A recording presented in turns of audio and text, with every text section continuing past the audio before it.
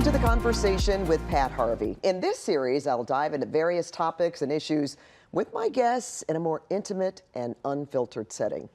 And my guests today are here to talk about a subject that impacts millions of people, colorectal cancer. Today, we are joined by Michael Frierson, whose son passed away from complications of colorectal cancer at the age of 38. He is also the founder of Mike Check Your Colon. He's also a dear family friend.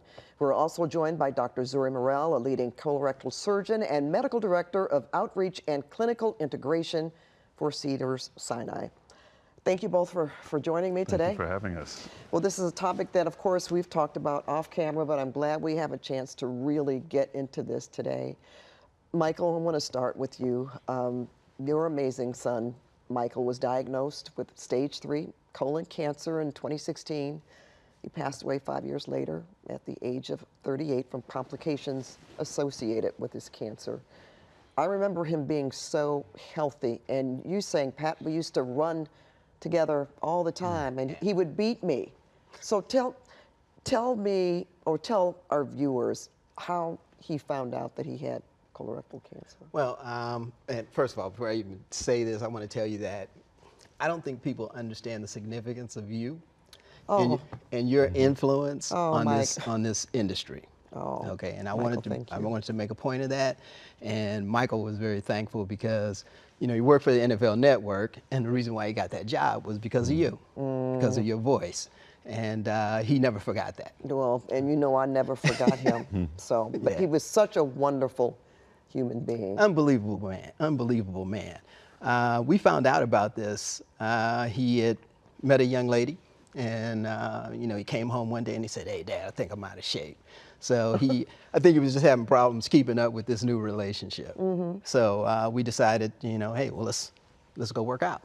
And we were on the beach. He couldn't run like 10 yards. Which was surprising to you. Unbelievable. I mean, I thought he was going to have a heart attack, you know, after running 10 yards. So, you know, we get him to a doctor. I was concerned about it. We get him to see a physician, and the physician, you know, he was just extremely anemic. And so they went through a battery of tests to find out what was wrong. But the last thing they did on him, I mean, they tested him for leukemia before they gave him a colonoscopy. Okay. Okay. So when he got the colonoscopy, you know, he had hundreds of polyps in his colon. Wow. And the original guy misdiagnosed it, and then we were introduced to Dr. Murrell because he got sick again a year later, and then Dr. Murrell took over, and you know, we got some good results out of that. That I remember you saying that first you couldn't figure out exactly what was wrong, or to find out what was wrong, and I guess that was that's the last thing that doctors would look for in somebody at that age, colorectal cancer. So Dr. Zuri, I want to bring you into the conversation, obviously.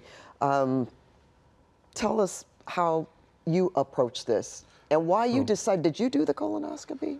I did his second colonoscopy, Okay. yes. Well, I think that's been a big paradigm shift even in this last year or two, and it needs to go on further. Us even thinking about colorectal cancer in people under the age of 50. As I was sharing with you before, if you were born in the 1990s, you have a higher chance of getting and dying from colorectal cancer than if you were born in the 1950s. That's unbelievable. And that is a huge change. While we've seen colorectal cancer in general in America decrease time after, you know, year after year, we've seen almost an exponential 12-fold increase in people under the age of 50 getting colorectal cancer. And so this is something that needs to be on the forefront of physicians' minds. It needs to be on the forefront of patients' minds if you have certain signs and certain symptoms, things of that nature. But it's also important to start to ascertain the reasons why. And there are many reasons why we think that this is happening. And there are reasons that can be combated with knowledge. Okay. We're going to get back to, we're going to talk about the symptoms and signs to look out for, but that's what I want to ask Michael about as well. You said he felt tired. What else gave you an indication that this could be the diagnosis for Michael? Well, we speculated, number one, that he was probably showing symptoms of colorectal cancer. Which are? When he was 25 years old. Ah, 25. Exactly right.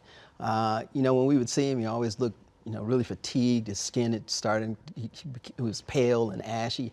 Just didn't have a regular skin color skin tone that we were used to.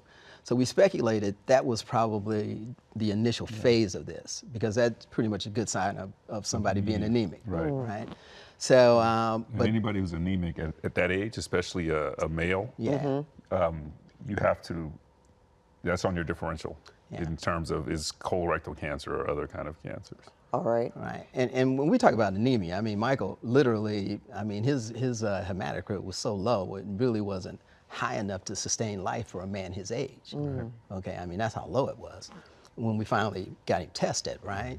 So, we speculated it started at 25, and then at 31 we run into this issue, and we're doing all of these tests on him, trying to figure out what was going on.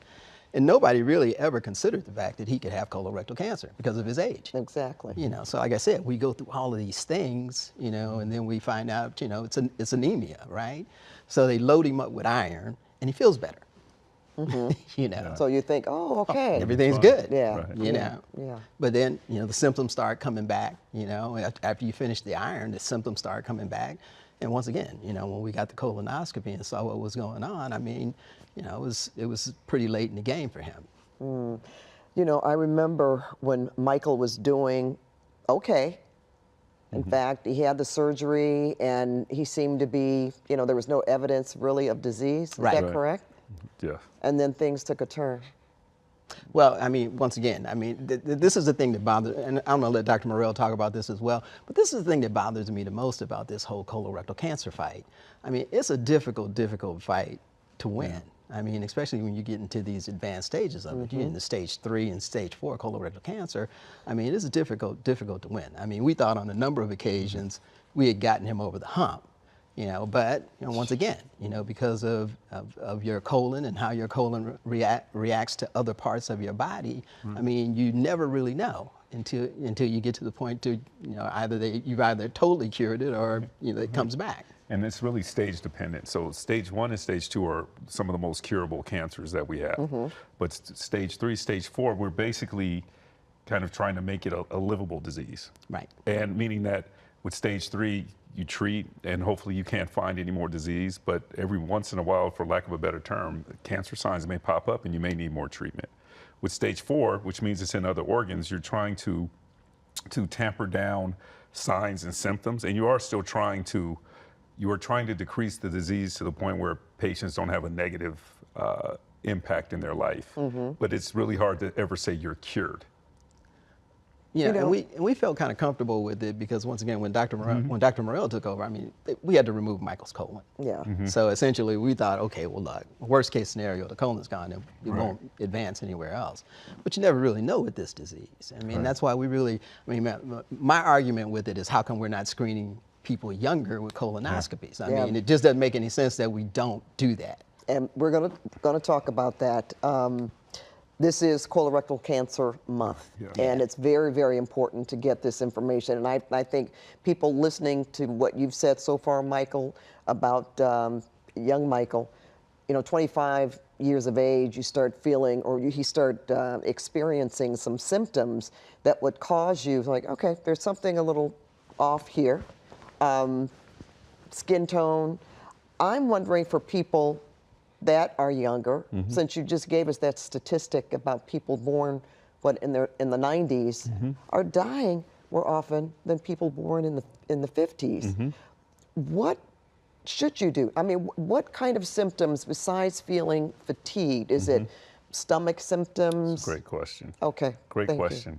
So the difficulty, no matter what age you are, when it comes to symptoms of colorectal cancer, is that they're symptoms that all of us have probably had at some point in our life.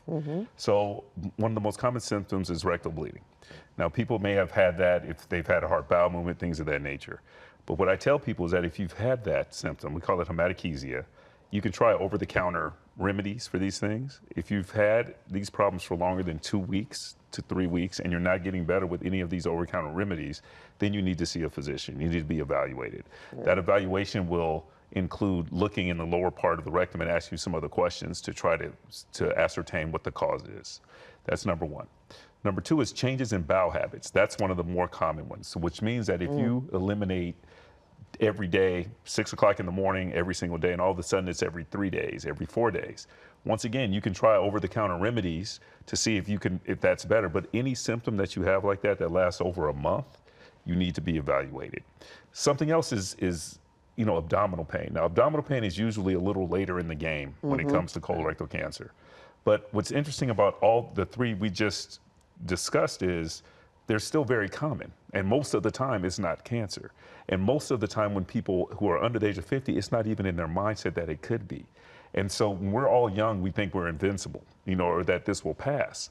But the biggest symptoms I tell the patients, and the biggest thing you can do is being your own healthcare advocate, being in tune, knowing those symptoms, but not being afraid to have it evaluated. And on our end, as medical professionals, we have to listen. And it's important, and we've been educating ourselves that this is something that can happen, that people under the age of 50 can get cancer. So it has to be on your mind when you see a patient who, quote unquote, just has changes in bowel habits. I'm going to throw out a number here. According to the American Cancer Society, this year there will be almost 159,000 new cases in the U.S. alone. That's a lot.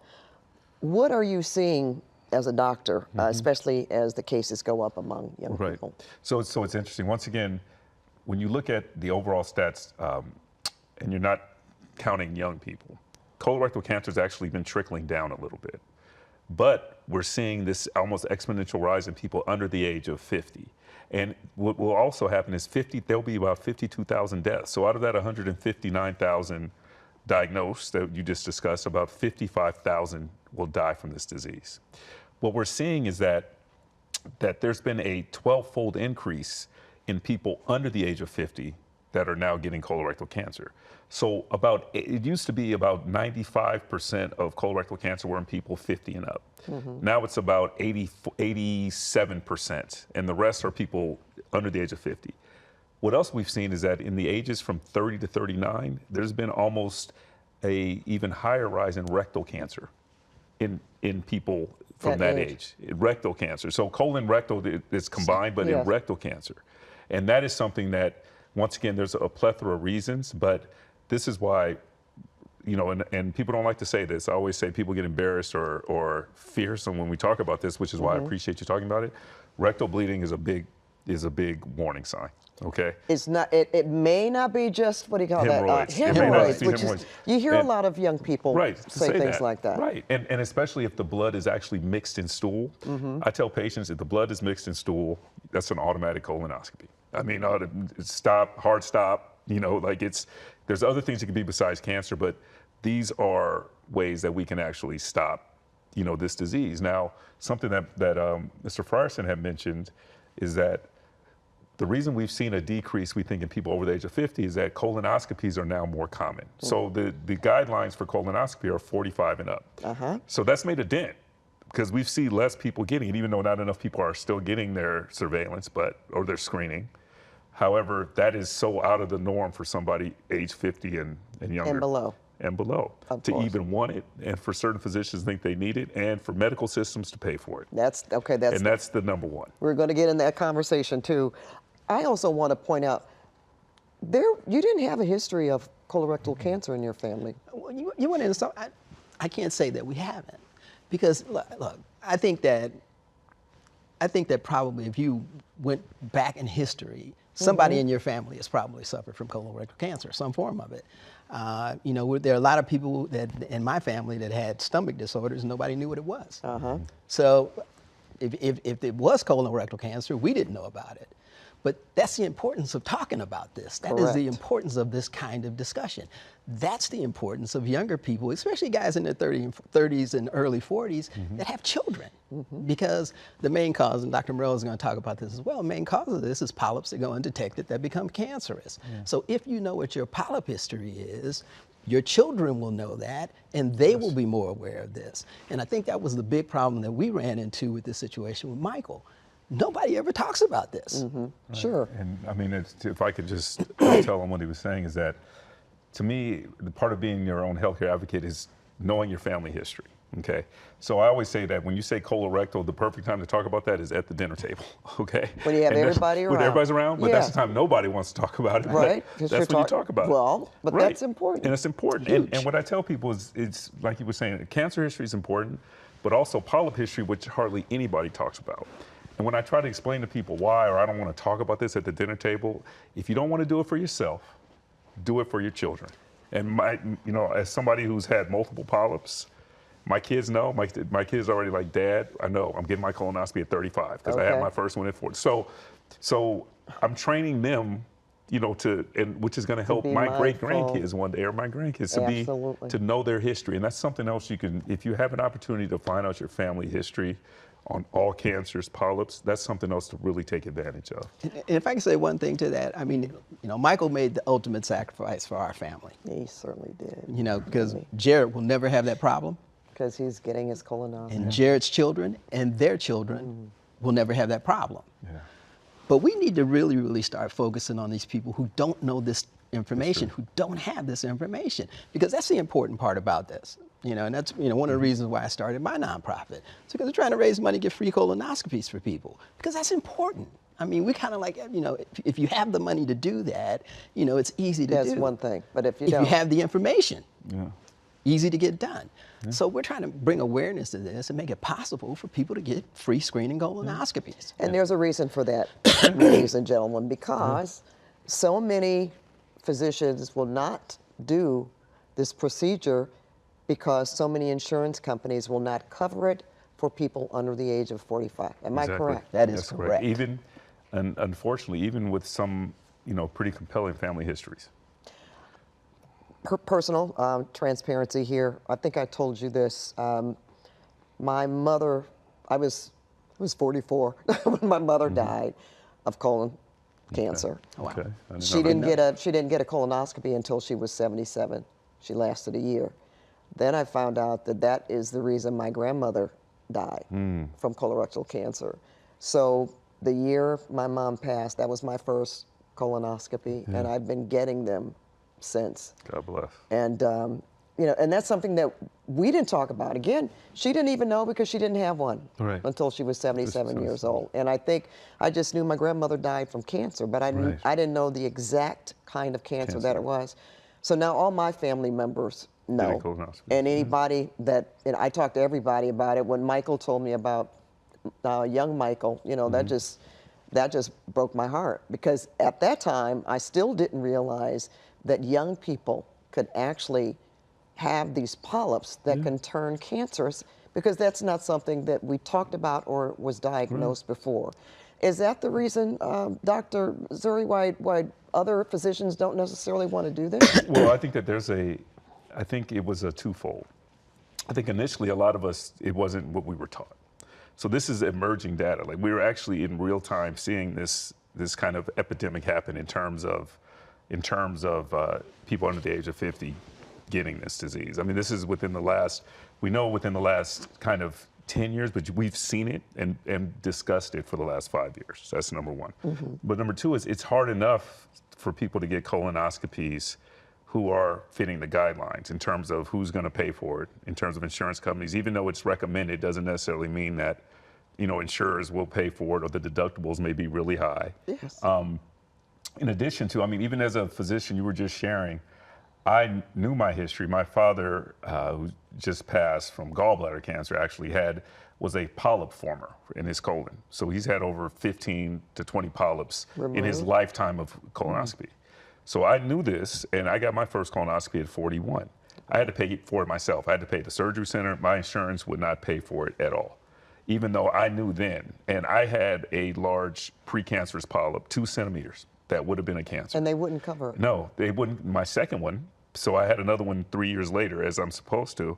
I had to pay for that cash also. And I'm a physician. I argued with the companies. I did all of those things. So the reason that I think this is so important, what we're talking about, is I'm hoping that they will reach a critical point where patients will ask for it, where younger people will know they need it, they deserve it, physicians will know, and then insurance companies will have to do this. Because, and we'll talk about the reasons why, but people who can afford this the least are going to be the ones that are most affected by some of the environmental challenges that we have to get this. They need it the most. Well, you know, we were talking about processed foods. Yes. Is that a big reason? It is One of the main factors that young people are Yes. So contracting. Ultra processed foods in this country, and just so everybody knows, and this is one of the most important things we can say, is that ultra processed foods are not empty calories. They're actually biologically active ingredients that affect our immune system. They cause weight gain. They're hyper palatable, which means that you eat more than you want to. And they're actually designed in a lab out of not food products. So it's extracts, it's emulsifiers, it's preservatives. So this actually means that it's not real food. And not only is it not real food, it actually is, it's its own creation, meaning that it actually stimulates our bodies to be more inflamed. And that's the biggest thing. Now, what's scary is about 75% of the diet of kids 18 and under is ultra processed foods. When you look at America as a whole, it's about 56% or 56 to 60% of the diet are ultra processed foods.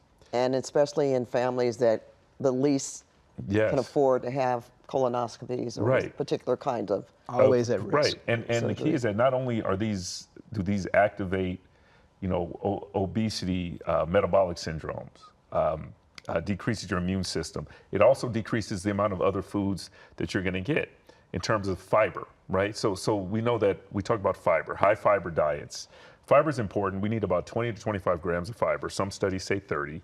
Is that just on a colorectal level, it actually ferments and it helps to create a layer and a mucus that protects our colon from invasion. Fiber. Okay, fiber. Very important. Fiber also feeds something that we're learning now called the microbiome.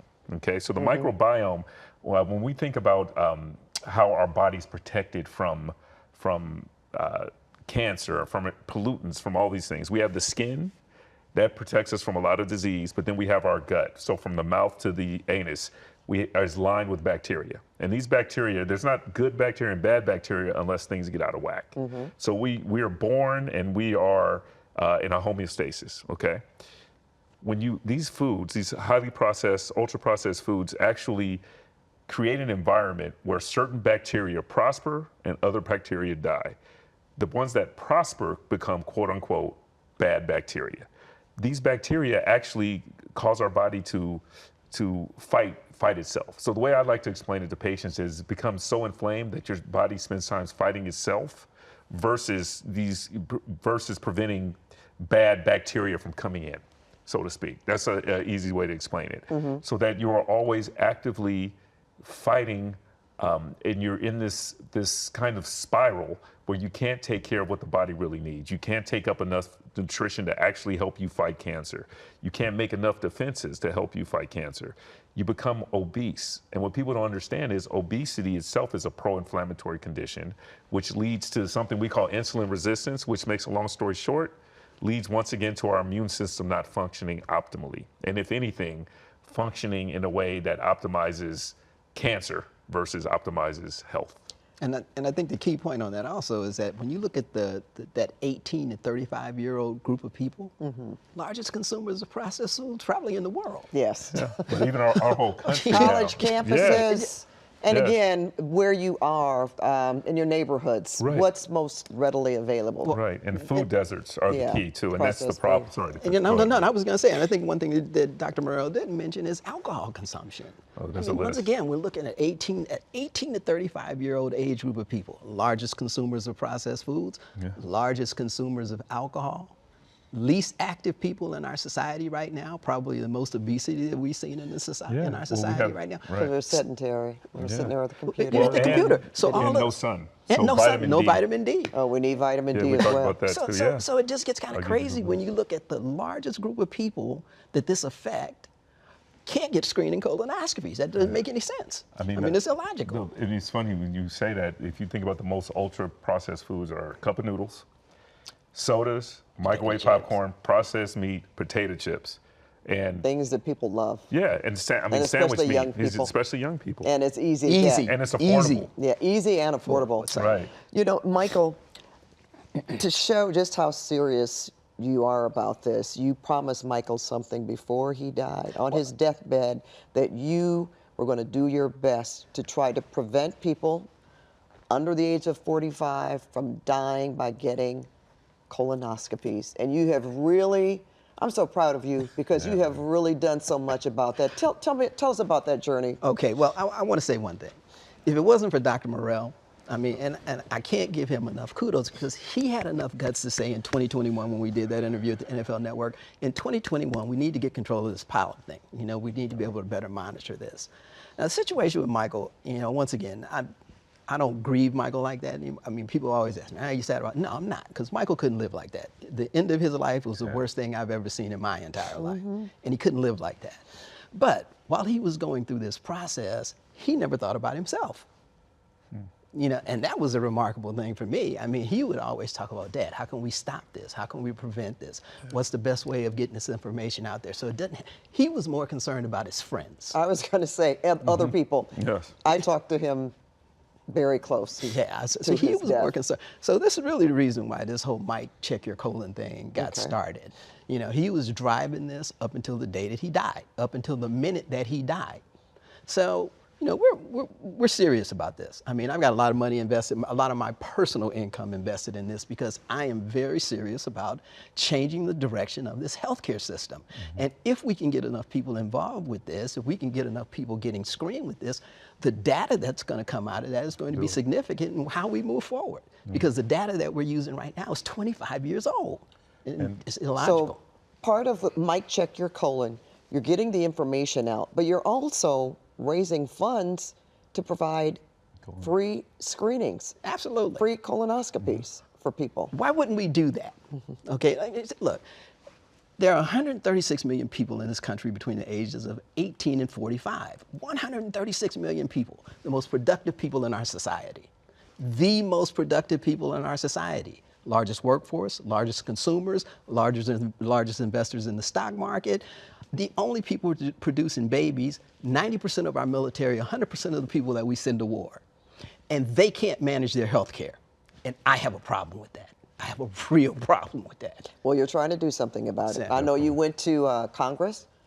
You've been there a couple of times. Yeah. You know what? Do you think, both of you, just in the next, let's say, few years, if it takes that there will be a change and that they will come on board, the insurance companies will come on board, more doctors will come on board and provide these colonoscopies? From a medical level, more and more doctors, I think, are on board. Okay. I think, unfortunately, we already, and I appreciate you because we already had this booked, but you know, recently James Vanderbeek just passed away. Yes, exactly. When people, typically the time we get asked to have these conversations are just when people die. And unfortunately, I think it's gonna either take somebody in Congress getting this disease or having a loved one very close to them get this disease for things to really matter. Because, you know, when we talk about the long term, how do you make this better? We just listed the food industry.